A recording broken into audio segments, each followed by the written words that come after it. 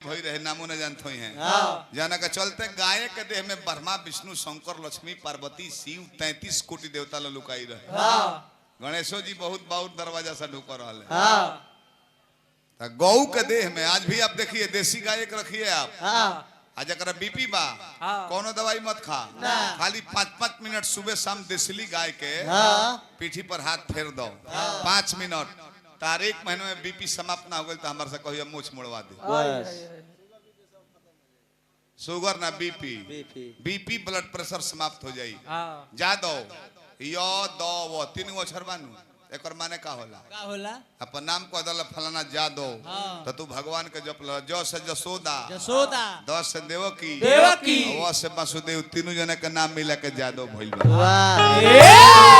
Right बड़े खाली फुहर बोले खाती अब है त मन हमारे थिया रंजन यादव बने 7 जन्म धरबत इतना नाम कमैबो तारा तनखा के बराबर यूट्यूब से कमीशन खाता रहा पटना में लेकर घरवे सियात को कल सीएमएस वाला तारा जितना कमात हो बहुत ना हमारे में से कमीशन यूट्यूब पर से पेज पर से लेकर खाता रहा 150 चैनल वाला लोग 150 ऐसा चैनल ऑब्जेक्शन कर रोका ना देती कि 150 लड़का संग संग दू जना और आवत होई लोग कंप्यूटर ला बैठल हुई हैं तो 500 जना जियो तरन से तारा बराबर कमाई हो लइकवन के बा।